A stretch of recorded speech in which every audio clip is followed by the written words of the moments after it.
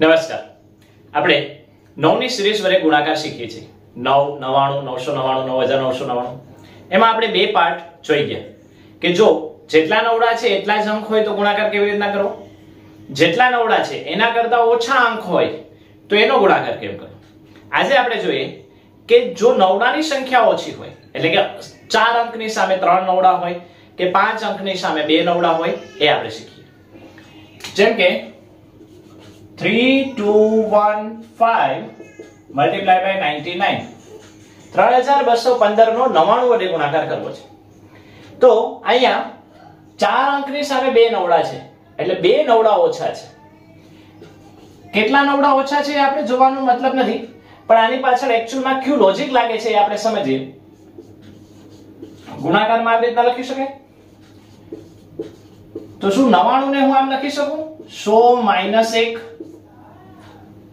તો કોઈ પણ રકમનો 100 વડે ગુણાકાર કેમ કરવો એ આપણે આગળ જોઈ ગયા કે ભાઈ જે કઈ રકમ આપેલી છે એમાં છેલ્લે 2 0 મૂકી દો અને આ 3215 નો આપણે 100 વડે ગુણાકાર કર્યો એટલે 2 મૂક્યા 0 માઈનસ 3215 ને 1 વડે ગુણાકાર કરીએ એટલે શું થયું તો કે 3,21,500 માંથી 3,0215 આપણે બાદ કરવાના છે.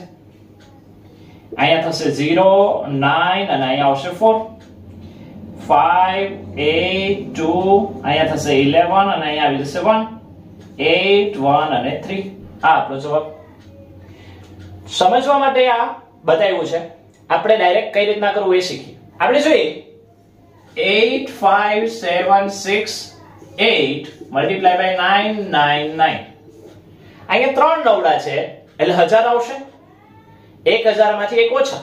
1000 ની અંદર કેટલા મીંડા હોય તો કે 3 મીંડા હોય, તો કે 3 શૂન્ય લખી અને ક્વેશ્ચન ને એમાંથી બાદ કરો 8 5 7 6 8. સિમ્પલ. એટલે 3 નવડા છે તો 3 0 મૂકવાના અને 3 0 મૂકી અને પછી મુખ્ય જે રકમ છે એને બાદ કરવાની. 10 9 9 અને અહીંયા આવશે 7. 10 - 8 2 3 2 7 - 5 2 6 -8 not possible means 16 and I also 6 8 6 5 8.